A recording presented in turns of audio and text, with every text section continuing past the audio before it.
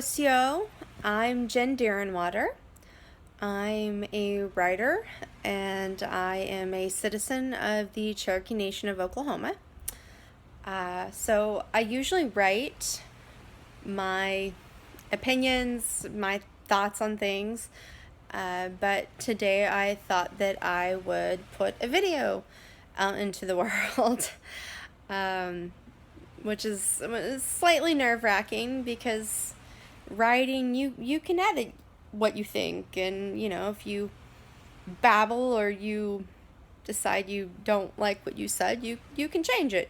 But yeah, I'm gonna put a video out there. Anywho, so like I said, I'm Cherokee Nation of Oklahoma. And I'm mixed race. My mom is white. She is primarily German, Swedish, and Dutch. And my father, he's actually mixed as well. He's Cherokee Nation as well as Italian. So the topic I'm going to talk about in this video actually relates to the Dakota Access Pipeline and Standing Rock. But it's specifically, this video, I'm not just speaking out towards non-native people. I'm specifically calling out towards my native relations, and even more so towards my native brothers. So I've been seeing some messages, and this is not to say this is all my native brothers and my sisters and native relations, but I have seen some of this on social media, Twitter, Facebook, etc., talking about Ms. Woodley's arrest and how they're coming for her, and I'm coming for you, babe, and so forth. And while I think that her arrest and her work for us as an ally is important, and I think that we should be there, and we should be commending our allies, our true allies, because there is a difference between an ally and a white savior, and we need to remember that. And we should also remember that we don't need to give fucking cookies for our real allies. And I'm also not gonna apologize for when I fucking cuss, because I've never said that anything that I write or say is ever safe for work or children. And oh yeah, this video is probably not safe for your workplace. Sorry for the late notice on that. I do apologize. But yes, we should all be going, and we should all be there, and we should be supporting one another, our allies, our native brothers, our sisters, our relations, etc. But in Ms. Woodley's case, she is white, and also, to the best of my knowledge at least, she is able-bodied, she is straight, which is important, she is very wealthy, and she is famous. And these are all incredibly important places of privilege. And yes, being a woman is a huge form of oppression.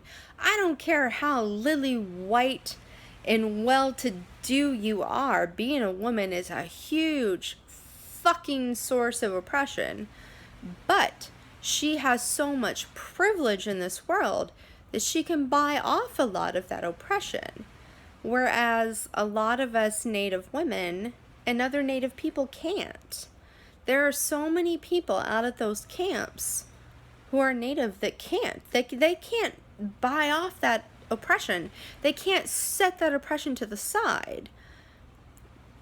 And, we've got Native girls, we've got Native women that are putting their lives on the line, that they're risking being raped, they're risking being beaten, they're risking being incarcerated, they're risking being murdered. And you gotta remember that. And here y'all going hard for Ms. Woodley, and she does deserve respect, but where are y'all when it comes for your sisters? You gotta be there for your sisters. And where are you all when it comes for being there for your Native disabled relations?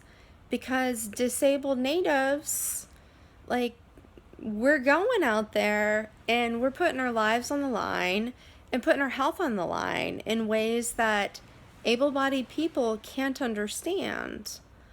And I mean, I've got a very close friend who is disabled and queer and a woman who's going out there and I'm not trying to, I don't know, give her some sort of extra heroic props because she's doing her part because she feels that warrior call. But there's a lot of extra steps for her, just like there would be for me to come out there as a Native queer disabled woman, that needs to be recognized. For her or for myself or any other person in our situations, being arrested, that's huge. It means we get none of the medical care we needed. And even if we're not arrested, just being there means we don't get any of the freaking medical care we need. We are going without our necessary medical care. And that's huge. And then if you're queer, oh man, oh my God, that's so huge. Like, you're risking your life that much more. And like, we have to remember that we as a Native community, like, we're not all the same. That even in our community, yes, there are some basic things about us that are similar, but there are so many things about us that are all very different.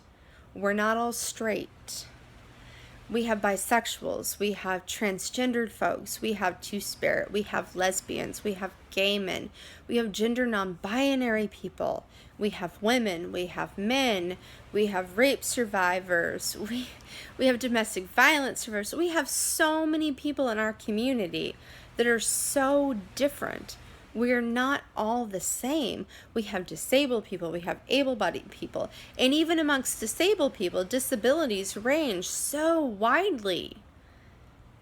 We have to remember this, and we have to remember that we have to be there and give support to our community members first and foremost. And that's got to come before our allies. And yes, we need to back our allies up. We need to be thankful for our allies.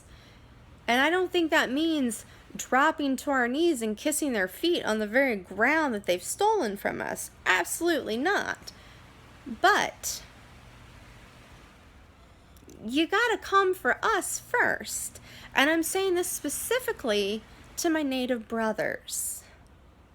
And I've seen some of you on Facebook and Twitter and so forth that have said that you're backing your Native sisters up first and foremost. And I've seen some of you on there that have said you're coming for Ms. Woodley first and you got her and you got me babe and so forth. But I want you to remember that it's Native women that started this movement. It's Native women that have kept all of our movements going. It's Native women that are at the heart of our movements. It's queer Native people that are at the heart of our movements. It's Native disabled people who are at the heart of our movements. You need to be there for us. You need to be backing us up. And yes, let's support our allies. That's important. But you need to be there for us first. We're the ones that are at the heart of our communities. Come for us first. And if you can't do that first, then there's a problem. And I guess part of why I thought of my father in this is maybe because as I'm re-examining my place in this world as a Native woman, as a Cherokee Nation woman, and as a mixed race Cherokee Nation woman, and how I feel and where I find myself in this world. And I'm looking back on my father, and I'm looking on the good and the bad of him, and there was good. There was a lot of good, and there was a whole lot of bad.